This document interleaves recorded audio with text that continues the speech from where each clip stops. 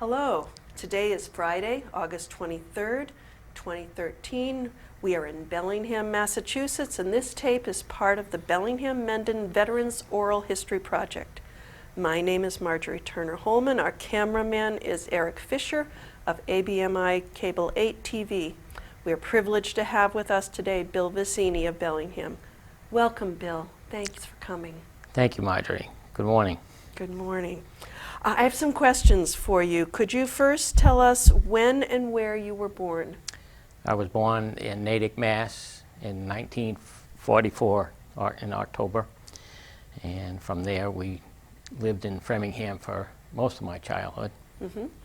And then we moved from there to Ashland, where I attended school and graduated from high school in 1963. Okay. And what did your parents do for work? My dad worked in the shoe manufacturing program in Boston, Mass. And my mom did house cleaning, housework in Natick for quite a few years. Okay. And do you have any brothers and sisters? I have two sisters. One lives in Franklin, and, well, matter of fact, both of them live in Franklin. And so they're fairly close by. Younger, older? They're younger. Okay. My older sister is 2 years younger than I am, and my younger sister is 12 years younger than I am. Okay. All right. And what could you tell me about any other family members who were in the service? My dad was served during World War II. He was at the Battle of the Bulge, and my uncle, his older brother, served in the Army also, and his younger brother served in the Navy during World War II. And I have 3 cousins who served during the Korean conflict, and one was in the Marines, and the other one was in the Navy, and the other one was in the Army. His son was in the Army.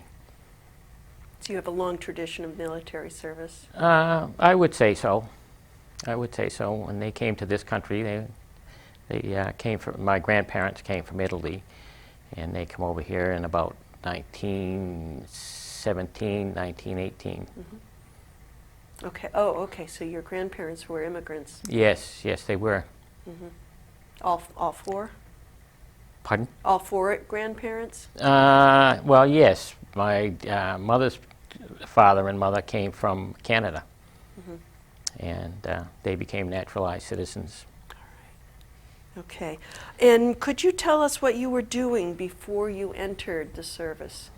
I worked as an auto mechanic at a local dealership in Framingham. I worked on Volkswagens for probably about 3 years before I entered the service.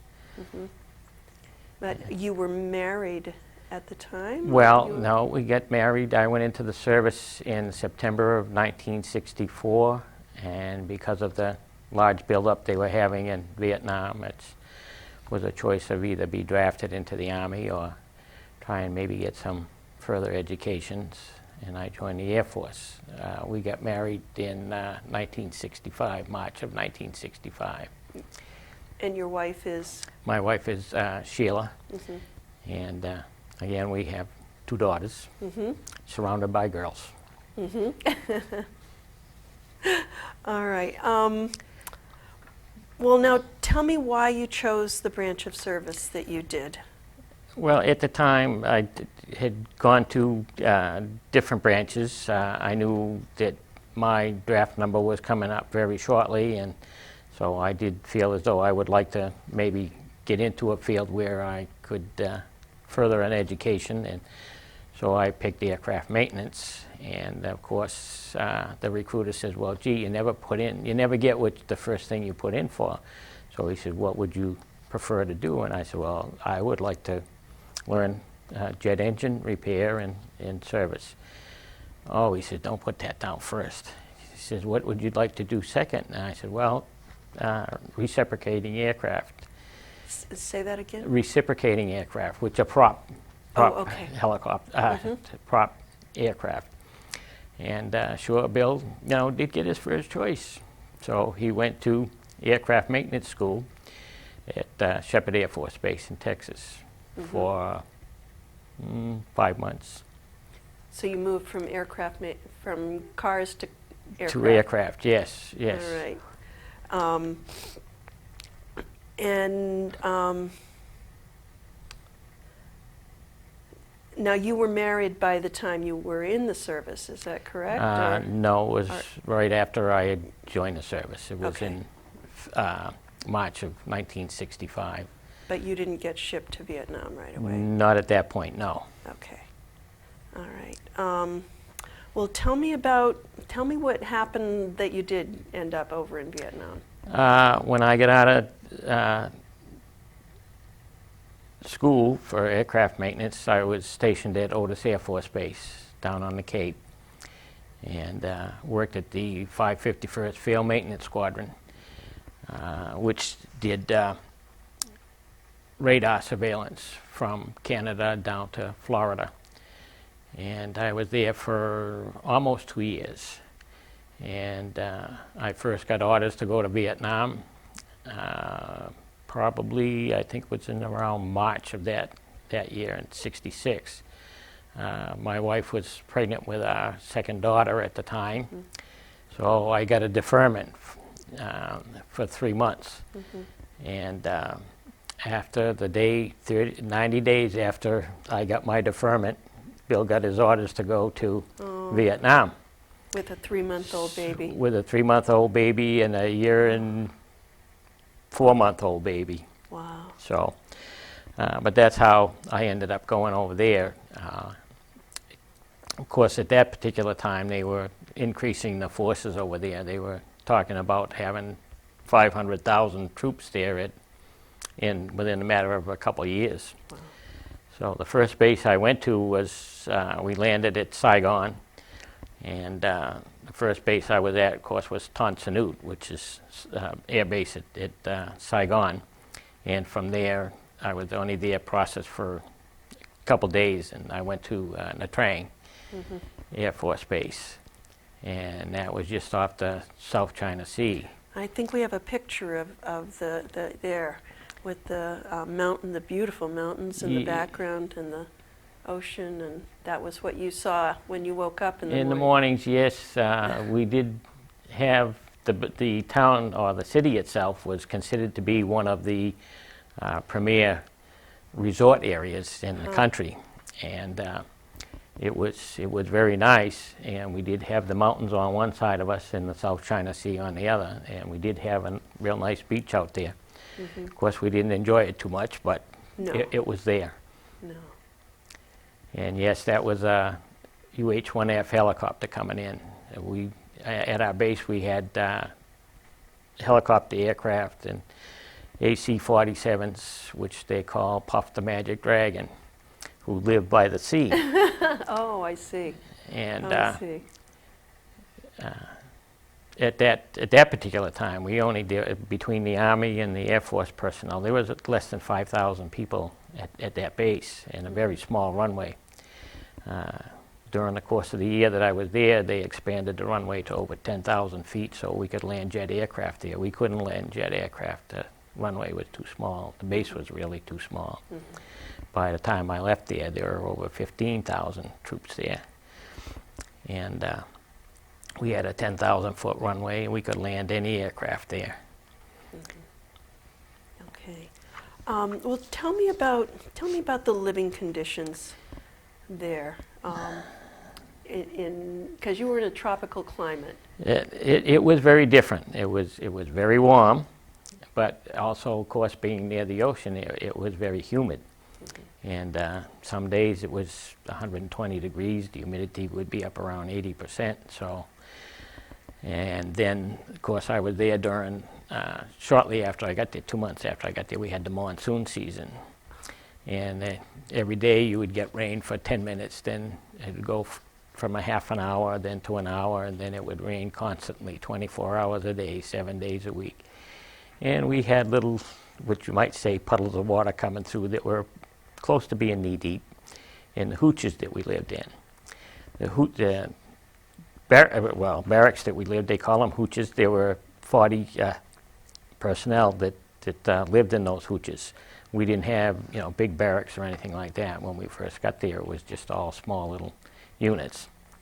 And most of the time it was just like if we worked different shifts in each hooch, they try to get everybody that worked on the same shift. So, it wouldn't be disturbing one another all day long or all night long getting up and go to work. We worked many different hours. When I first got there, we used to work a regular 8-hour shift. And then we would work 12-hour shifts, and then we would work 7 days a week, depending upon the requirements that they had.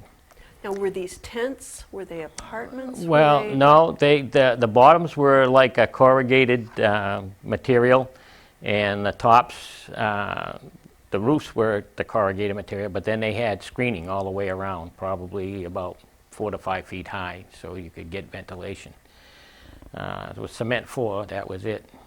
And you just had a locker, you had a space probably no bigger than probably 8 by 8. That was about the size of it. And your bed was there and your locker was there. And how did you stay dry in the monsoon season? well, most of the time we didn't wear uniforms. A lot of times we went to work with PT shorts and shower clogs on and just a t-shirt. Everything got very, very moldy. They did send us over there with winter uniforms, which we really didn't need. But no, it was not the best of living conditions. Okay. And tell me, there were illnesses. You were talking about some kinds of illnesses you had because of the tropical climate. Oh, yes. You had to be careful of that you didn't get dehydrated. Number one, they used to have to take salt tablets if you went up to eat your breakfast, lunch, or dinner. They had salt tablets right there, and it was mandatory that you took them. Most of the water that was there was processed through the military, and they had a lot of little floaty things in there. You never asked why or what, but you drank it. So did people dealt with dysentery? And yes, other tropical? yes. I had a slight problem. I couldn't shave there for about 6 weeks. We didn't have any hot water. It was, just cold water. And the woman who took care of our barracks, they were called Mama Sans, and she had gone down and bought me a pan to heat water on, and I had a hot plate. I had gotten a hot plate, and that's how I used to shave every day. And the different things like that, So the skin irritations, diseases skin and- irritations. okay. Oh yeah, they were prevalent over there. Yeah. There was a lot of jaundice going around because of the food. Some of the troops that we had at the base, we didn't have enough quarters for them to stay. So the government rented these villas downtown, and a lot of the guys used to eat down there, and it was not good. When you go down to the marketplace and you see dead chickens hanging up there with flies and maggots all over them, it's What about not a good malaria? thing. Malaria was another big thing. Yes, yeah. My brother-in-law, who was served in the army there, he got discharged and came home because he had malaria, and he still suffers from that today. Really? Oh yeah. Goodness. You talked a little bit about the black market. Would you like to Well, say anything about that? You don't have to. We're certainly not going to name names. Would you like to? no, well, relate a it little was bit a little about bit that? strange when I first signed into the squadron there. We had a major as our commanding officer, and first sergeant, and they said, we're going to give you something that you must guard with your life. And I figured, oh, Jesus, they're going to give us, an M16 or something like that. And he come walking out and handed me 3 rolls of toilet paper. It was not available over there. I mean, it just was what the toothpaste at the base exchange was not available. So when we wrote home, that was one of our major priorities. Please send toilet paper.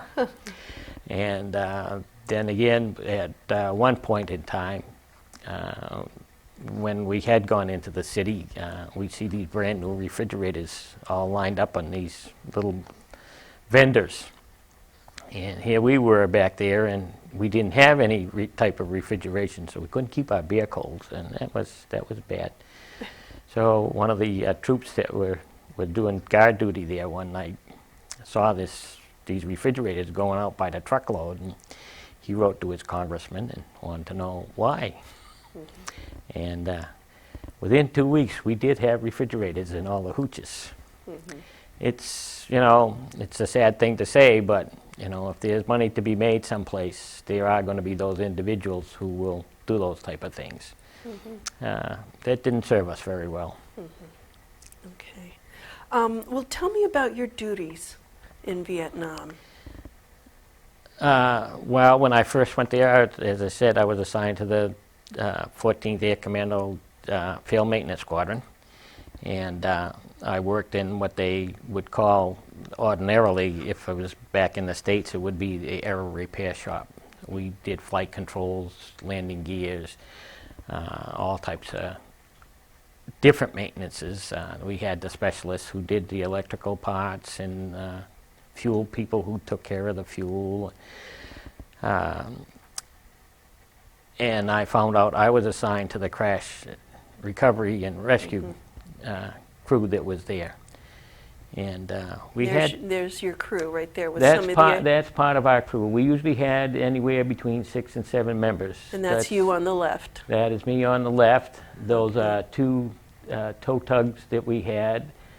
Is that the equipment you would take out? Yes, we had crash trailers that we had all types of equipment. We had high pressure air compressors. We had big lifting bags and all kinds of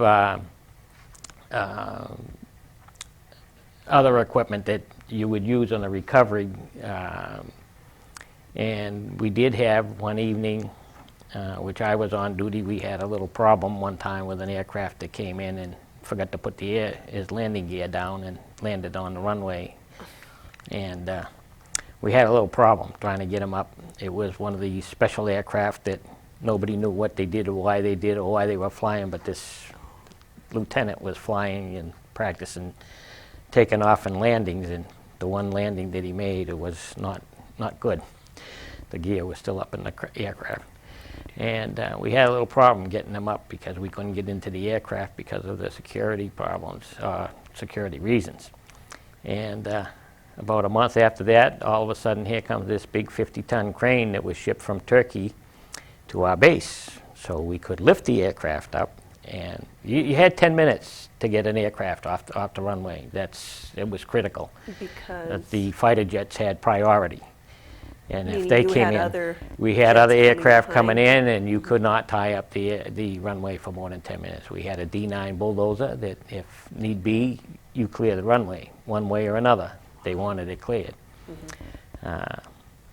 So that's kind of the equipment. We did have some big equipment there, very expensive equipment. Mm-hmm. But basically, that's what we did. Sometimes we were at the base, just handling aircraft at the base, and sometimes if we had a crash off-site, we had to go off-site and do a recovery. That must have been much more dangerous. Yes, it was, and probably a lot less pleasant. Situations probably, and any one of those situations, it was not a rescue, it was a recovery. And you weren't typically able to rescue people? No, okay. No. When an aircraft crash like that, it's usually everyone is, it's a fatalities. Yes, not a pleasant thing. I'm sorry. Yeah. Well, when you recovered those, what was the purpose of bringing those back besides recovering bodies? Did you have to do anything with the equipment that you recovered? It all depends how bad the aircraft was. I had gone down to Benoit Air Base, which was probably about 35 miles northwest of Saigon, and we had one of our smaller aircraft crash there. And we ended up taking the tail section off of the aircraft, but the rest of it was not salvageable. Mm-hmm. And so you just leave it there. The purpose usually is, to see if you can salvage as much of the aircraft as you possibly can. Sometimes it's possible. Sometimes they crash in the jungle and there was no recovery. Just blow it up. You would blow it up? Not us personally. We had explosive ordnance disposal people who would go out with us, especially to make if it was not usable. to for make the it not enemy. usable for anybody. Yeah, when those guys did their job, you couldn't find a piece big enough to put in a paper bag. Wow. Yes. But it was up to you to do the reconnaissance. Right, to see, And- what could be salvaged and maybe what not could be salvaged, and if that was the problem. That's what they would do, make it useless for anybody. Did you ever encounter enemy patrols on your travels? No. Our base, when I was there for the year, our base got hit 3 times. We had, the first time was probably the most serious. We had mortar fire, and we had an incursion into the base itself. We lost 3 helicopters were destroyed, and 4 were damaged. Not very seriously, but the possibility was there every day, every night. We were told, don't know whether this is a fact or not, but we were told there were 9,000 North Vietnamese regulars in those beautiful mountains that were around the base. And they shelled all night, 7 days a week, 24 hours a day, 365 days that I was there.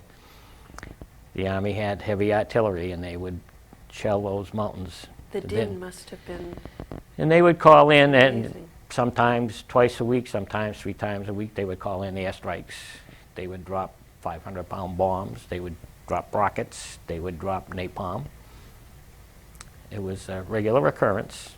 As they said, we had the city during the day, and they had the city at night. You mentioned napalm and Agent Orange.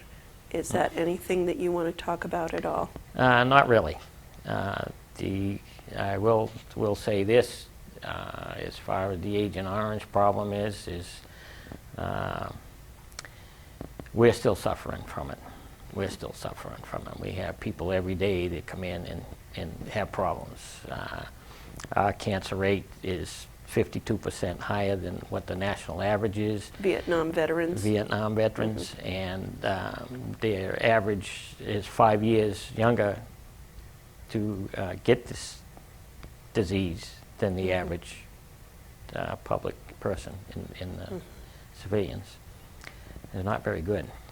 Not very good. It was used indiscriminately, and nobody ever told us, what the extending results could be, and there are many, many. Were there any other positive experiences that you had? People that made a difference to your life that you remember that you know? Oh, there is. I mean, when you get 30 or 40 guys together in kind of a confined area, let's face it, you're all in the same situation. You're all there to do a job. That's what you're there for, and you share different stories, people that you have at home, children, wife, parents. That was good. That was good, because everybody, kind of supported everybody else. Nobody was thrilled to be there for a year, away from their families, but that was your job. How did you stay in touch with your family? through that time? Sheila and I wrote, I would say, out of 365 days, probably 355 days out of the year. And, just correspondence like that. At one time I had gone, I was there 10 months, and I just had to get away, and I went to Malaysia for an R&R for 5 days.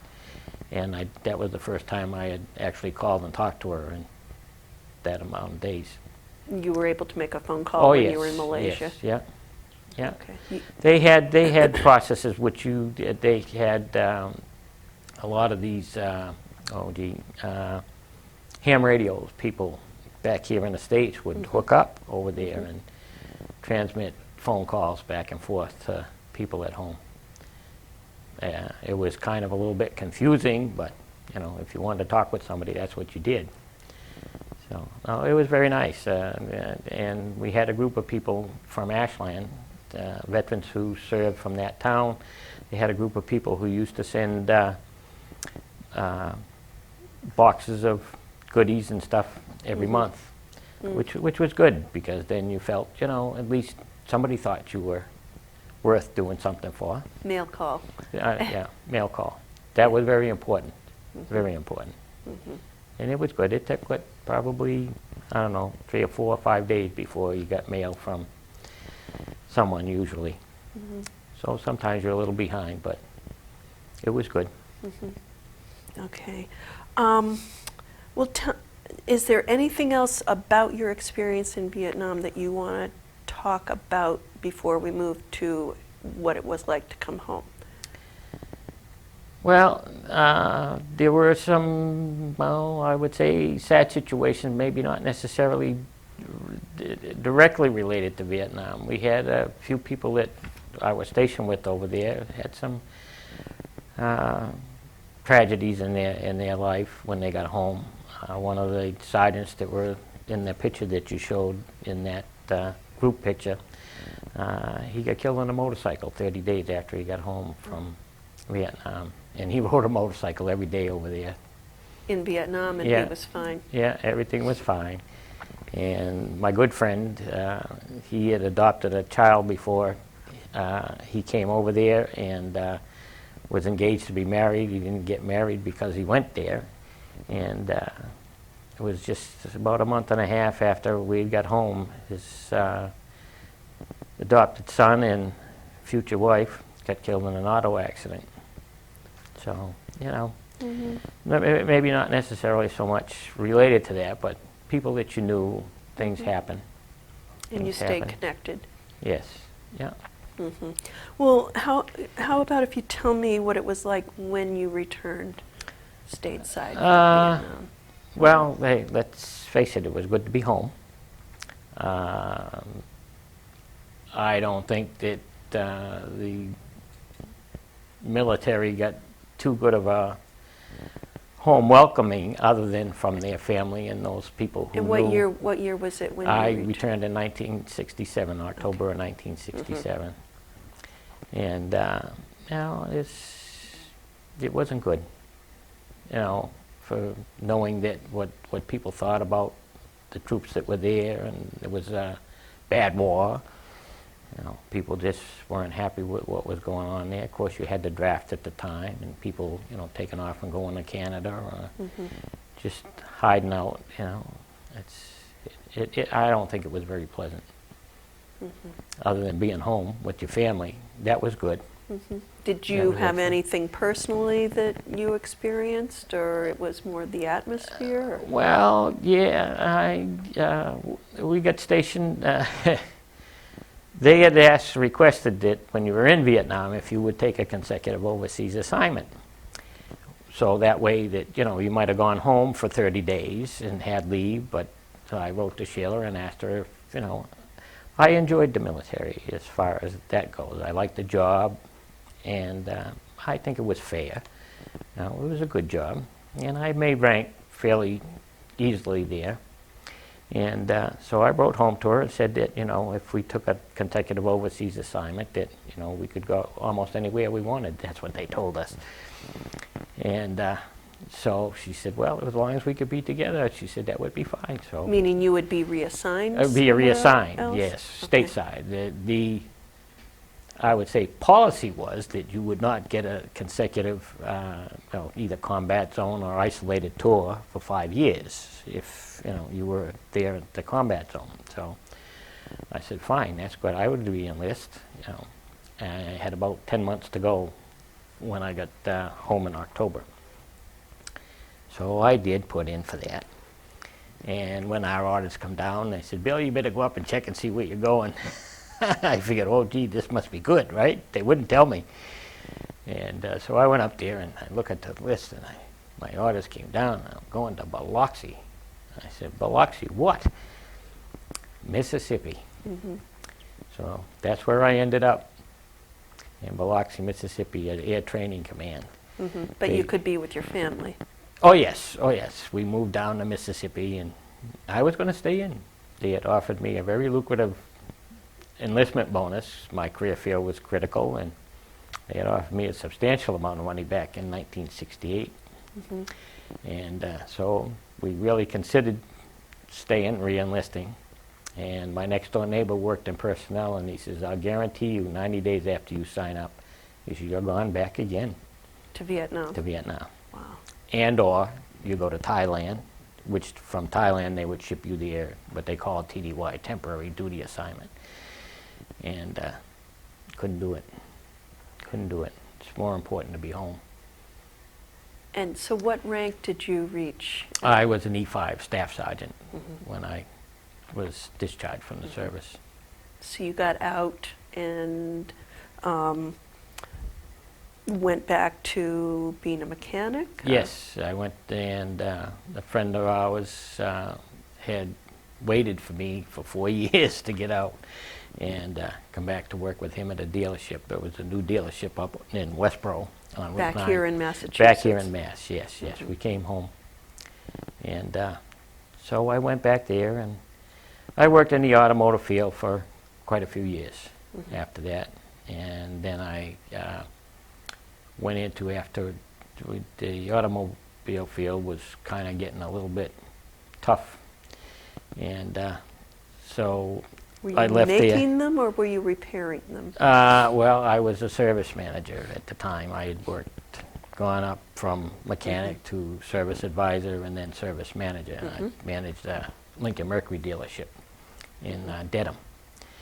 And from there, I left there and didn't know what I was going to do. And I was offered a job at the Bellingham school system.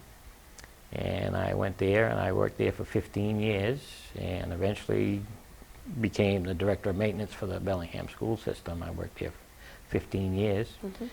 I worked, volunteered for 10 years at the Bellingham Fire and Rescue Squad.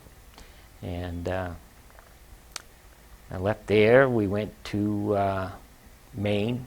Our youngest daughter had moved up there with our only grandchild at the time. And we followed them up there, and we lived up in Maine for 12 years. I worked for the Department of Fish and Game up there. Sheila worked at the school district up there, and I was a selectman up there for 5 years. Sheila was the town clerk there for 9 years. So we, really got along well with the people up there and really had a good time. We joined many organizations up there. One was the Lions Club. I was a member. Sheila was a member. And we enjoyed the time very much. Made a lot of good friends up there. We still have a camp on the lake that we go to every year that we own. It's up by the Canadian border. So we're headed there next week. What brought you back to Bellingham? Well, at the time, our oldest daughter had twin girls, and they were born prematurely a little bit, and they were kind of not doing so well, and we wanted to be near them, and my daughter. And Sheila's mother had gone on in age, and she had lived down in Florida. She had a house here in Bellingham. Matter of fact, we lived next door to each other at one time. And she wasn't doing very well, so we had to have her come back here with us. And she lived with us for 3 years, and then she went into a nursing home. But she, was having her medical problems, so that brought us back to Bellingham. So we've been in Bellingham now, back in Bellingham for 13 years. So you've been giving back for a long time. Well, yes. Well, then tell me about your work with the disabled veterans. Well, again, it's an organization. It's a volunteer organization, as would be like the VFW or the American Legion. Our DAV motto is fulfilling our promises to the men and women who served. That's what our purpose is. I am the commander of local Lawrence J. Herron Chapter 6 in Milford. I am also a line officer for the Department of Massachusetts. I work as the VAVS representative for the DAV at the West Roxbury VA Hospital. We're getting into alphabet soup Yeah, here. we are. Okay, it's a voluntary service that the VA has people come in to volunteer their services at the hospital, which is many different services, and I help them get people, volunteers to come in and do different projects so that the veterans have something that they could look forward to. And I also am the hospital service coordinator down at the Brockton Hospital. I set up transportation for those veterans who can't get transportation, either being medically unable, and some of them are it's just age, they're seniors and they can't drive anymore. So the DAV provides free transportation for them to and from hospital visits. That free transportation, I believe, a lot of times is you. Sometimes. I do have 6 drivers that drive for me. I usually coordinate the pickups and But you deliveries. do some of the driving too. But I do some of the driving on occasion when we get busy, and God knows we do get busy. If I could, I would like to put in a good word for the DAV, because I feel it's a fantastic organization. And if I could, nationally in 2012, we filed claims for over 300,000 veterans to get claims for their disability and to get medical attention. We provided over 2 million hours of essential services. That's throughout the country. Transportation Network, which provides transportation often to vets in every state. 9,000 volunteer drivers logged more than 27 million miles. This is in 2012. Logged more than 27 million miles, transporting nearly 800,000 veterans to and from their medical appointments. From 1987 to 2012, we have donated 2,586 vans at a cost to the DAV of nearly $57 million. Locally at the West Roxbury Hospital, our volunteers donated 5,394 hours last year. Total donated hours in the Boston medical system were 94,000 hours. Wow. Brockton DAV volunteer drivers drove 28,555 miles and transported 464 veterans. This year, 2013, the DAV will donate 110 vans to VA medical centers throughout the country. Our VA and Boston Medical Care is going to receive 6 of those vans, which were purchased by the DAV, Massachusetts Department. So people don't have to use their own cars. So yes, it's designed strictly for those people who can't get transportation to and from the hospitals to get their appointments done. Right. Anytime anybody would like to care to volunteer to donate some time, we're always open. We could use the help. Okay. Great. Is there anything else that you would like to share about your military experience, about anything about being in the military? Anything else you'd like to add? Well, again, it's a job. It's just like everybody else. You as a interviewer and the gentleman doing a camera out there, or somebody working in a bank or an office. It's a job. Sometimes that job is not pleasant, but that's what it is. And I think if you talk to most veterans, they don't feel as though the time that they gave was wasted time, or that they weren't, doing something productive in doing what they do. Sometimes there are things that happen that are not good, and people may not agree with them, but it's their job. And like I say, I enjoyed my experience in the military, other than the year I spent away. But no, I think it's a good deal. It's unfortunate, though, that we have just a voluntary service at this time here, when you've got veterans who have done 2, 3, 4, and 5 tours of duty.